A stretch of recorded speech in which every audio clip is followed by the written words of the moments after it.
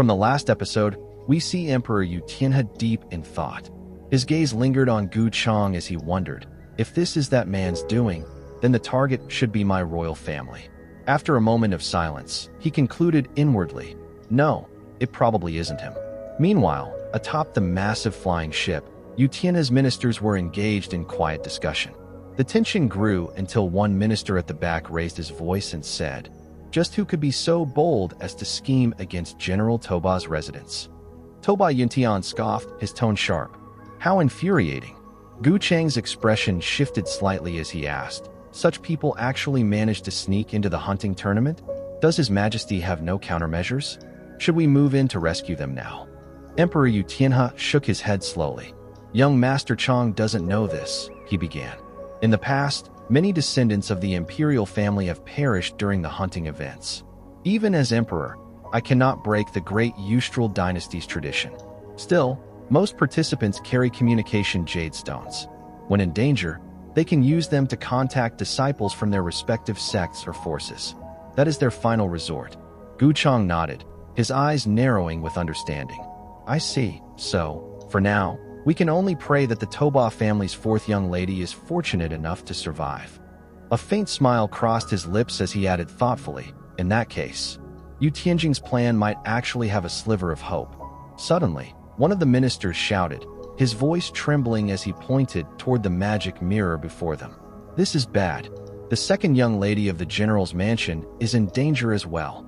Toba Yuntian's eyes widened in fury. Bastard, he cursed. His face darkened as he muttered, just who dares to scheme against my Toba family? Meanwhile, Ling Qiong, covered in bruises, struggled to stay on her feet.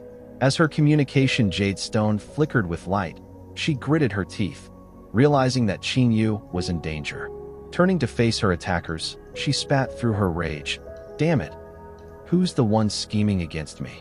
Why are they targeting me? We see two figures emerging slowly from the cloud of dust. The fat man smirked, his voice dripping with mockery as he said, such a foolish question. The scene then shifts to another part of the Dragon Mountain range. Shiao Yao was walking ahead in silence, his expression unreadable. The communication jade stone in his hand pulsed repeatedly, but he didn't answer. His thoughts ran deep. What on earth has happened that even my second sister can't escape? He frowned, his mind racing. If I go to rescue Qin Yu, all my years of hiding, all the effort I've spent keeping a low profile, will be wasted. A tremor passed through him as his eyes widened. Everyone will know that I've been concealing my true abilities. His eyes slowly turned blood red as he continued thinking, and with Gu Changge watching from outside, I might end up repeating the same mistakes from my previous life. Then wouldn't this rebirth of mine become nothing but a cruel joke? His grip tightened until his knuckles turned white. No, I can't save her, he muttered through clenched teeth.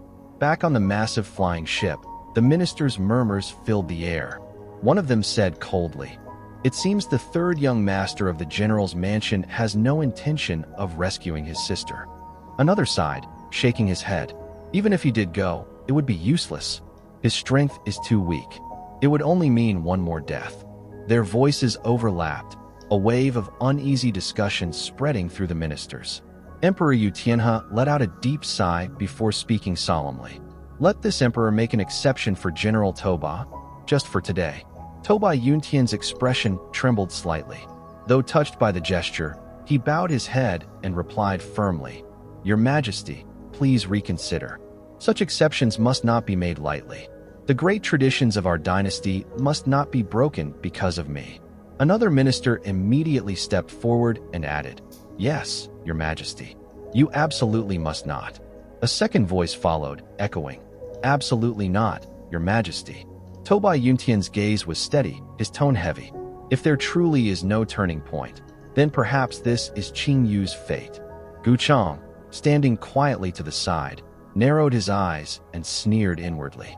You old man, if you really wanted to make an exception, who could stop you? You truly know how to win people's hearts. He then took a few slow steps forward and said calmly, In fact, Your Majesty and General Toba need not worry. From my perspective, the third young master of the general's mansion is not as simple as he appears. There may yet be some surprises waiting to unfold. General Yuntian glanced at Gu Changge, curiosity sharp in his voice. What do you mean by that, young Master Chang? Gu Changge stepped closer to the magic mirror, eyes thoughtful. As a father, General Toba, do you not truly know your son? He asked. I haven't analyzed countless people, but my sight is not easily fooled. The Toba family's third young master is a dragon hiding in the depths, concealing his strength. A minister abruptly pointed toward the horizon and shouted, Look, Toba Shiao Yao is making a move. On the Dragon Mountain range, Shiao Yao planted his foot and launched into a sprint.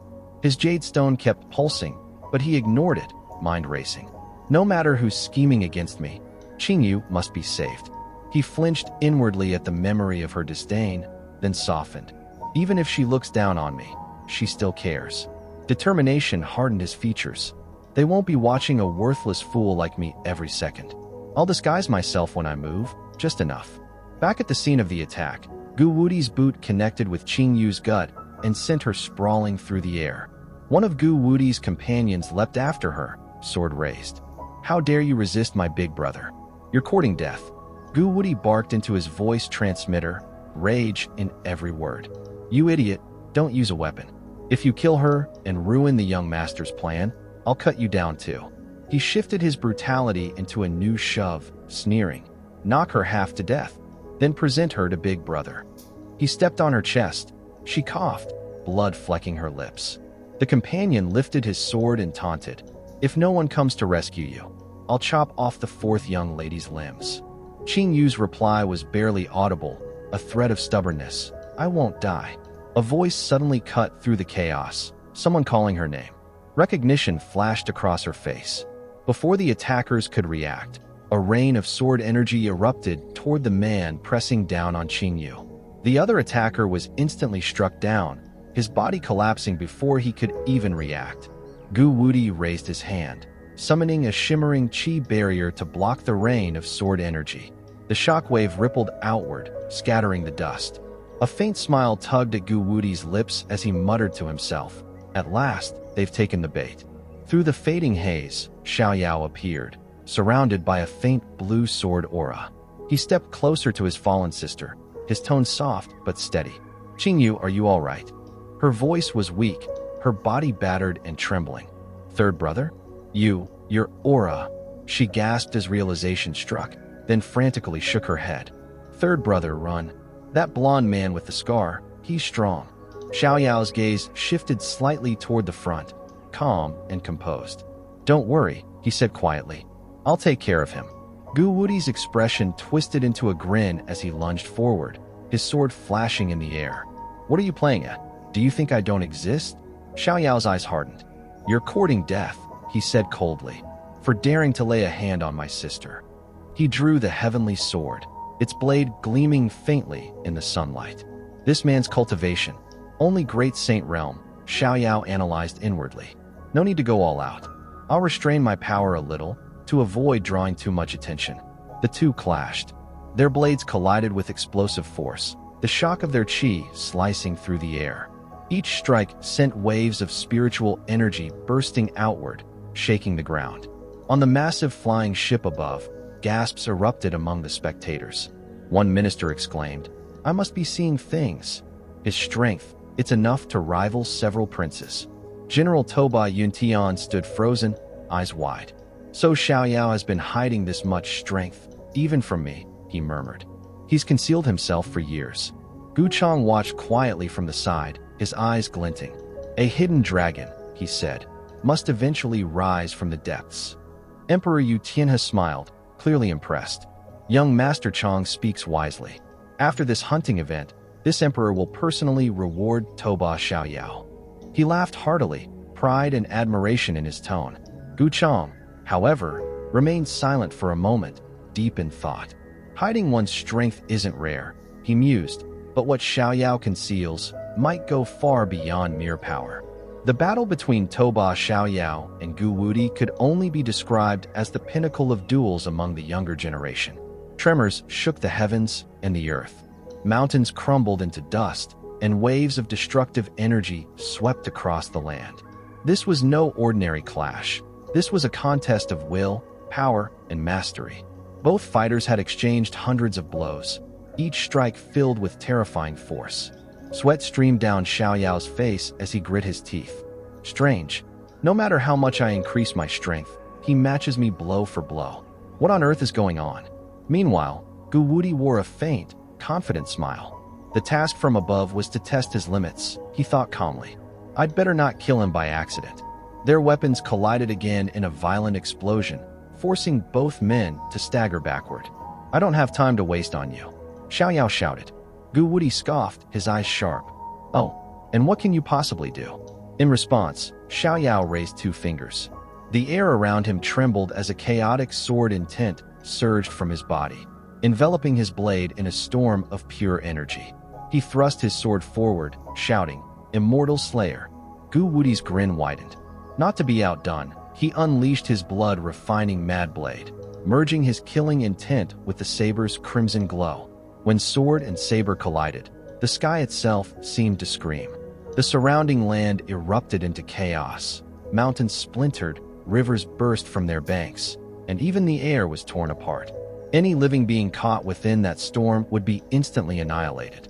Qingyu watched in stunned disbelief, trembling. So, this is my third brother's true strength. I used to look down on him. Gu Wudi laughed mockingly through the haze of destruction. Is that all you've got? You're no better than I thought. Xiao Yao's gaze hardened. Since you're so eager to die, then I'll send you on your way. He unleashed his full power. The heavenly sword intent erupted from his body, splitting the heavens apart. His blade surged forward with unstoppable might, shattering Gu Wudi's blood-refining mad blade into countless fragments. Gu Wudi raised his arm to defend himself, his face twisting in shock. What an intense sword intent. Xiao Yao exhaled slowly, a faint smile tugging at his lips. I may not yet be able to defeat Gu Changge, but dealing with the likes of you is nothing difficult. But then, his expression changed. His eyes widened in alarm as cold sweat trickled down his neck. Gu Wudi was smiling again, his eyes now glowing with a sinister purple aura. In that instant, Xiao Yao's heart sank. Know this feeling. A voice echoed faintly within his mind, familiar and chilling. Found you. If you enjoyed the video, remember to like, subscribe, and hit the notification bell so you don't miss the next episode.